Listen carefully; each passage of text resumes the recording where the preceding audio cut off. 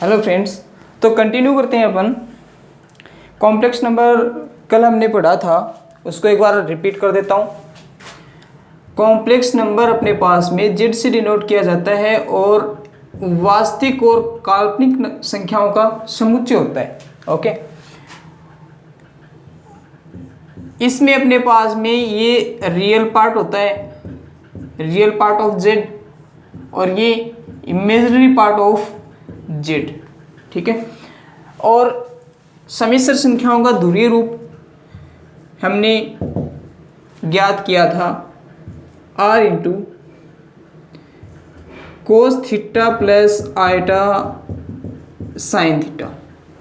Okay, अब इसमें अपने पास में r है, इस r को बोलेंगे हम समिश्र संख्या का मापांक। Okay, modulus of Z. यहाँ पे जो थीटा है इसको हम बोलेंगे आर्गुमेंट या फिर कोणांक।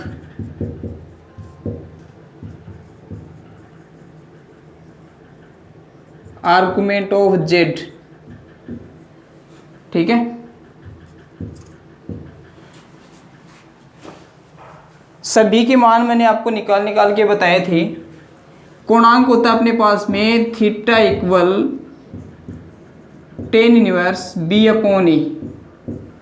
ठीक है, मापांक किसका होता है? Value of R equal R is the modulus of Z, then modulus of R equal modulus of Z equal square root of A square plus B square. Okay, ये हमने कल पढ़ लिया था और इसके बारे में क्वेश्चन भी किए थे कुछ। ठीक है, तो एक ही क्वेश्चन करवाया था, तो और देखो क्वेश्चन इसके ध्रुवीय रूप के बारे में।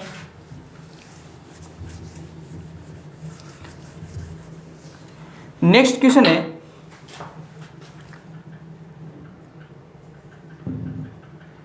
जेड इक्वल √3 प्लस आइटा का ध्रुवीय रूप ज्ञात करो। ओके, तो इसमें देखो तुलना करते हैं, इसकी हम कंपैरिजन करते हैं किसके साथ में? Z equal A plus iota B के साथ में। Compare Z equal okay with Z equal A plus iota B, then we find the value of A. तो हमारे पास में किसकी वैल्यू आएगी? ए की वैल्यू क्या आएगी? n√3, और वैल्यू बी की क्या आ जाएगी? बी आइटा के मल्टीप्लाई में 1 होता है, 1 सभी के मल्टीप्लाई में होता है, आइटा के मल्टीप्लाई में कुछ भी नहीं है, तो क्या आएगा? 1। ठीक है, अब अपने पास में ध्रुवीय रूप क्या होता है? वी नो दैट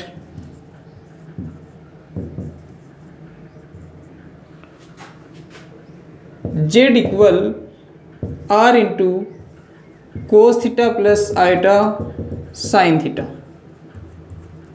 ठीक है, तो अपने पास में आर की वैल्यू होनी चाहिए और थीटा की वैल्यू होनी चाहिए। तो आर इक्वल होता है modulus R equal modulus of Z equal square root of A square plus B square. तो ये क्या हो जाएगा अपने पास में? स्क्वायर रूट ऑफ, देखो ए की वैल्यू n√3 है, तो n√3 का होल स्क्वायर हो जाएगा 3। बी की वैल्यू 1 है, 1 का स्क्वायर 1 ही रहेगा, तो 3 प्लस 1 क्या हो गया? 4, और 4 का स्क्वायर रूट क्या होता है? 2। ठीक है, ये जो मान आएगा किस में आएगा? प्लस माइनस में आएगा। नेक्स्ट देखो, थीटा का मान चाहिए, कोणांक क्या हो जाएगा? Theta equal tan inverse B upon A. मान रखते हैं ए और बी का, तो क्या हो जाएगा? टेन इनवर्स बी का मान क्या है? यहाँ पे 1 है, ए का मान क्या है? n√3 है, तो क्या हो जाएगा? Tan inverse 1/√3। टेन थीटा में 30 डिग्री की वैल्यू होती है, तो यहाँ पे मैं लिख दूँ π/6। Then we find theta equal π/6। चलो तो वैल्यू पुट करते हैं। ठीक है, इक्वेशन फर्स्ट इसको पुट कर दें और यहाँ पे राइट करें from equation first, then value of Z equal plus minus 2 into cos pi upon 6 plus iota sine pi upon 6। तो ये बन गया अपने पास में जेड इक्वल √3 प्लस आइटा का पोलर फॉर्म, ध्रुवीय रूप। ओके, कॉपी कर दो जल्दी से इसको।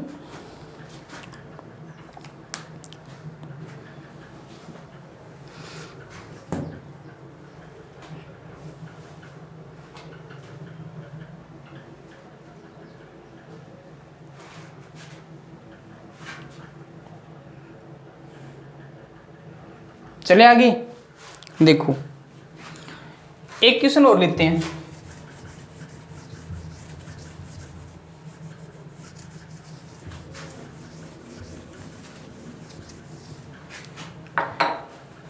जेड इक्वल 1 प्लस आइटा √3 का ध्रुवीय रूप क्या हो जाएगा, कंपेयर कर दें। वैसे लिखने की कोई ज़रूरी नहीं है, अपने को शॉर्ट में चलना है, जितना हो सके उतना शॉर्ट में चलना है। ओके, तो यहाँ से a इक्वल तो क्या आ जाएगा 1 और b इक्वल क्या आ जाएगा √3। ओके, वैल्यू ऑफ r क्या होता है b and root a² plus b² होता है, तो 1 plus whole square of √3 equal 3, then we find √4 equal plus minus 2। Okay, अब देखो आगे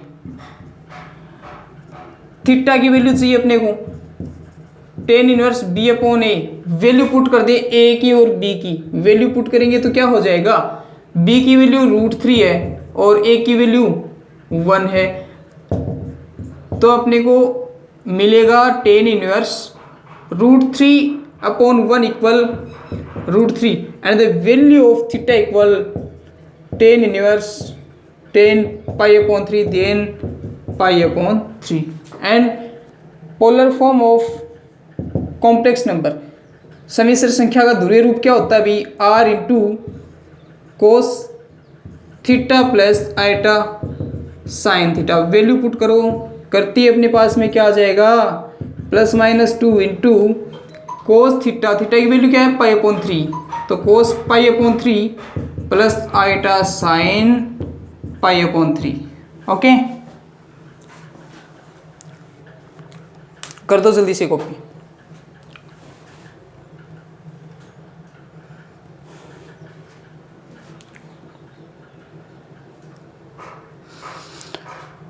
अब जो नेक्स्ट टॉपिक आएगा अपने पास में वो समिश्र संख्या के कोणांक के ऊपर आएगा। उसमें अपन इंपॉर्टेंट फैक्ट पढ़ेंगे समिश्र संख्या के कोणांक के बारे में।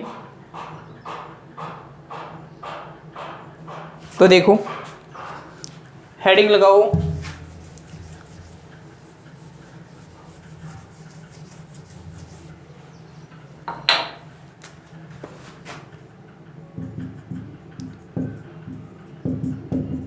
समिश्र संख्याओं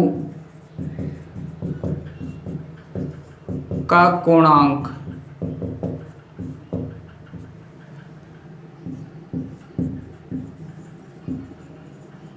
आर्गुमेंट ऑफ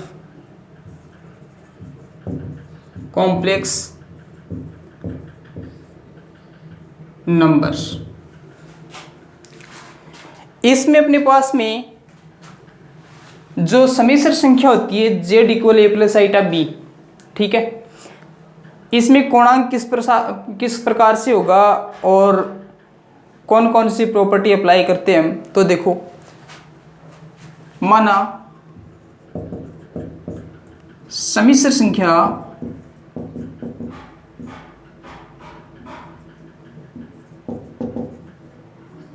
कौन है, z equal a plus iota b,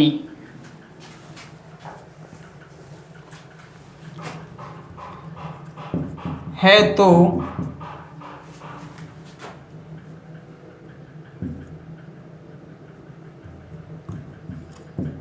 इसका कोणांक इसके कर लो, इसके कोणांक को कोणांक ऑफ जेड से निरूपित करते हैं।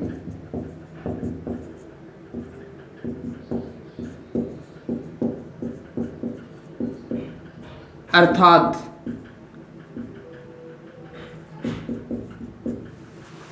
जेड से निरूपित करते हैं, अर्थात अब इसमें अपने पास में देखो कोणांक क्या हो जाएगा, कोणांक ऑफ जेड। सूत्र अपने पास में क्या बना था, फॉर्मूला क्या बना था, टेन इनवर्स बी अपॉन ए बना था कि नहीं बना था, बना था। अब बात आती है कि सम्मिश्र संख्या का जो कोणांक होता है उसका मुख्य मान क्या होता है। फर्स्ट पॉइंट डाल दो, सम्मिश्र संख्या का कोणांक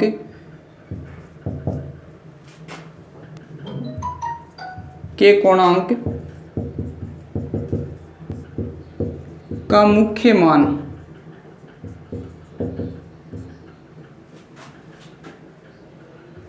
की कर दो, की मुख्य मान शाखा -पाई से +पाई तक होती है। ठीक है, इसमें देखो न तो -पाई शामिल किया जाएगा और न ही +पाई शामिल किया जाएगा, दोनों के बीच के जो मान हो जाएंगे वो शामिल किए जाएंगे। क्यों? क्योंकि अपने पास में छोटा ब्रैकेट है, छोटे ब्रैकेट में क्या होता भाई, फंक्शन में, फलनों में या फिर संबंध में किनारों के मान शामिल नहीं किए जाते हैं। ठीक है, अगर यहाँ पे बड़ा ब्रैकेट आ जाता है ये वाला, तो हम क्या करते हैं, -पाई और +पाई को भी शामिल करते हैं इसमें। नेक्स्ट है सेकंड पॉइंट, अगर आपके पास में ये मिल जाए कोणांक Z1 डॉट Z2, दो सम्मिश्र संख्याएं हैं, दोनों का कोणांक, पहली का तो Z1 है और दूसरी का Z2 है, तो इसको हम लिख सकते हैं, राइट कर सकते हैं, वी कैन राइट कोणांक Z1 प्लस कोणांक Z2। ओके, आर्गुमेंट बोलते हैं इसको, यहाँ पे आर्गुमेंट भी लिख सकते हैं हम। Second point, sorry third point, कोणांक Z1 अपॉन Z2, इसका जो मान है वो होता है कोणांक Z1 माइनस कोणांक Z2। ये जो इसकी प्रॉपर्टी है कोणांक वाली, ये लॉग फलनों की, लॉगरिथम जो फलन होते हैं अपने पास में, उनकी जो प्रॉपर्टी होती हैं उसके सिमिलर होती हैं। ठीक है, नेक्स्ट है फोर्थ, कोणांक Z पावर n, तो ये हो जाएगा n कोणांक Z। ओके, नेक्स्ट पॉइंट है पॉइंट नंबर 6,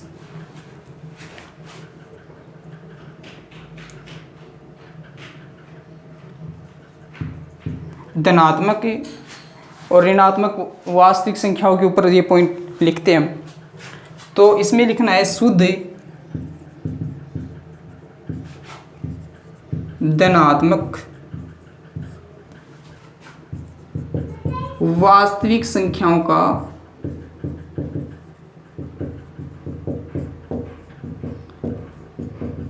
कोणांक 0 होता है।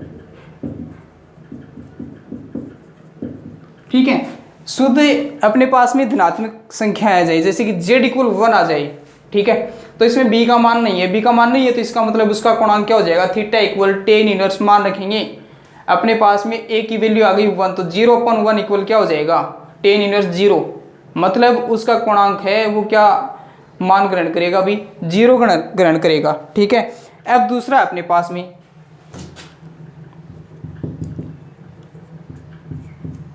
शुद्ध ऋणात्मक वास्तविक संख्याओं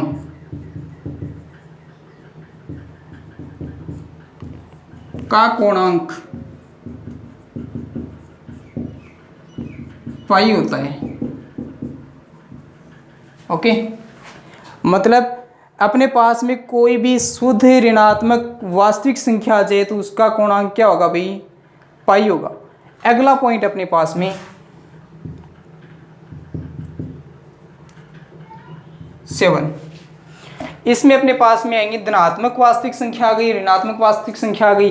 अब बच कौन गई, काल्पनिक संख्या बच गई। एक तो शुद्ध धनात्मक काल्पनिक संख्या और एक शुद्ध ऋणात्मक काल्पनिक संख्या। तो उसके लिए देखो,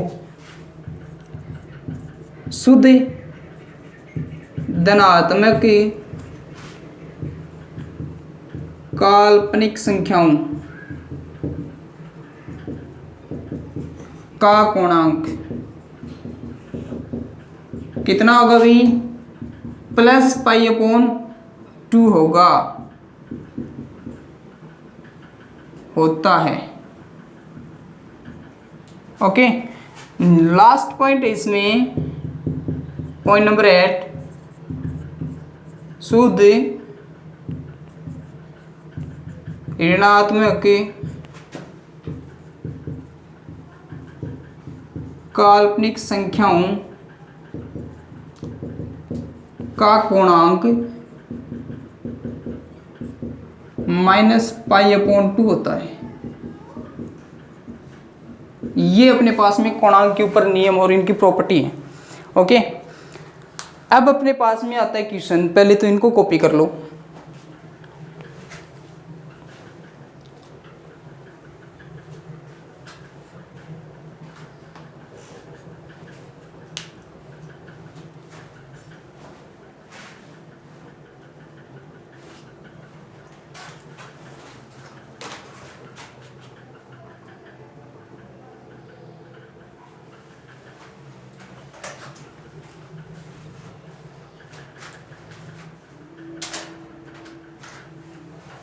चले आगे।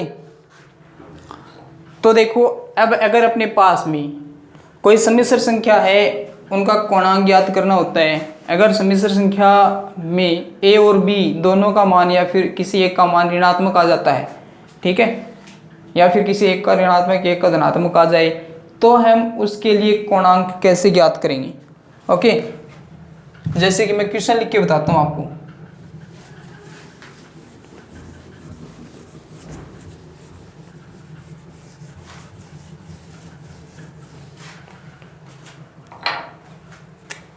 क्वेश्चन है z इक्वल -1 प्लस आइटा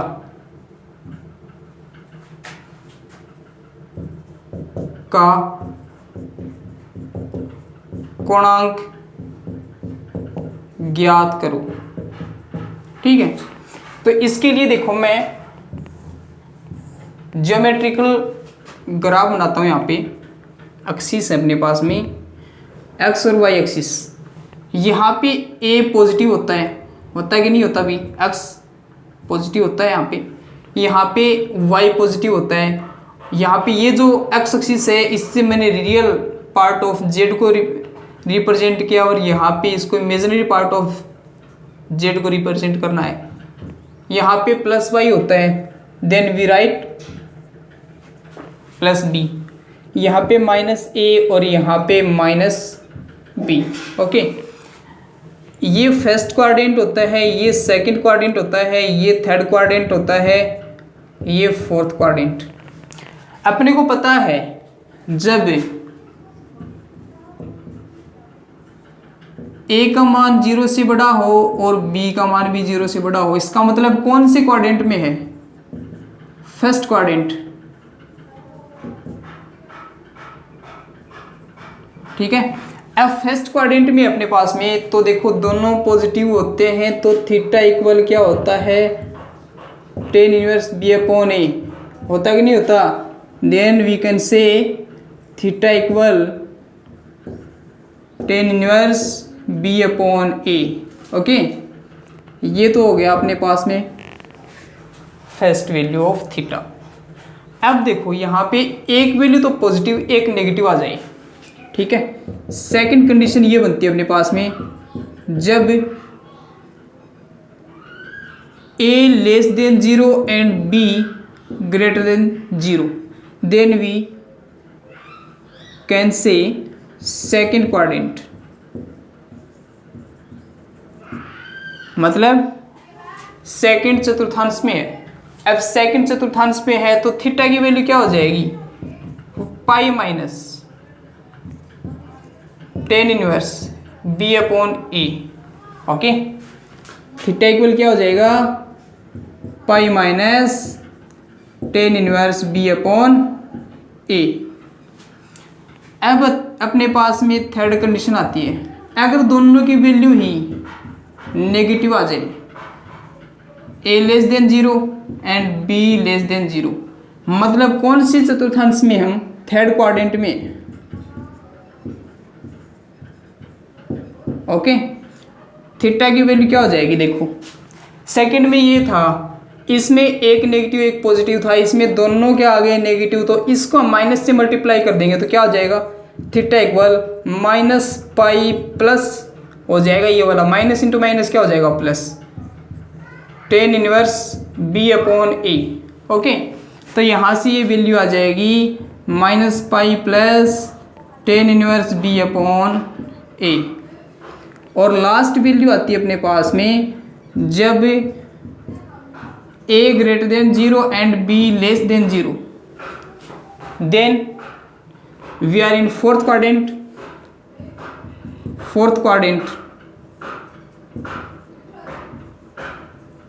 तो क्या हो जाएगा, थीटा इक्वल फर्स्ट में जस्ट इसका अपोजिट हो जाएगा, इसमें पॉजिटिव थी तो इसमें क्या आ जाएगी, minus tan inverse B upon A. Theta equal minus tan inverse B upon A, theta equal minus tan inverse B upon A. Okay, अब देखो ये जो क्वेश्चन था इसका आर्गुमेंट कैसे फाइंड करेंगे हम। ए इक्वल क्या अपने पास में नेगेटिव वन और बी इक्वल क्या है पॉजिटिव वन, है कि नहीं है। अब देखो A less than zero and B greater than zero, A less than zero and B greater than zero, then we are in second quadrant. और सेकेंड क्वाड्रेंट में होते ही हम क्या राइट कर सकते हैं, theta equal tan inverse pi minus tan inverse B upon A. Put the values of a and b, then we find theta equal pi minus 10 inverse value of b equal positive 1, then 1 upon negative 1, so theta equal pi minus value of 10 inverse 1 equal pi upon 4, then we find, put the LCM for 4 pi minus pi, so 3 pi upon 4. Okay, note the question.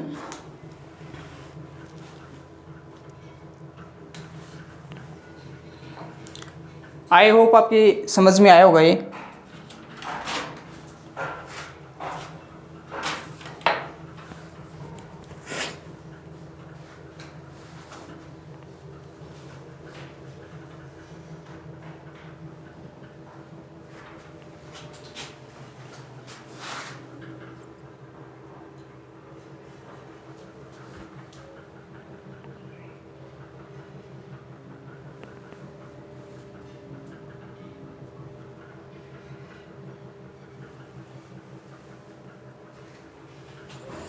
एक question और देखते हैं इसके ऊपर, कोणांक के ऊपर। तो देखो क्वेश्चन ये है, z equal 1 plus iota root 3 upon root 3 plus 1 का कोणांक का मान चाहिए हमें। तो देखो ये रूट 3 प्लस 1 है कंप्लीट, ठीक है, ये 1 के डिवाइड में भी है और आइटा रूट 3 के डिवाइड में भी है, तो ये हो जाएगा अपने पास में z equal 1 upon root 3 plus 1 plus iota root 3 upon root 3 plus 1। Okay, then the value of e equal this and value of b equal √3/√3+1 put the value of theta equal, दोनों पॉजिटिव है value, है कि नहीं है। Then first quadrant में है, तो first quadrant में क्या होता है भी tan इनवर्स b/a होता है। वैल्यू पुट करो तो क्या हो जाएगा, tan inverse value of b √3/√3+1/1/√3+1 cancel हो गया एलसीएम से एलसीएम, क्या बचा, ये मल्टीप्लाई होने थे तो √3/1 बच गया, मतलब थीटा की वैल्यू क्या आ जाएगी, tan इनवर्स √3, और ये किसकी वैल्यू होती है, π/3 की वैल्यू। ओके, और नेक्स्ट क्लास में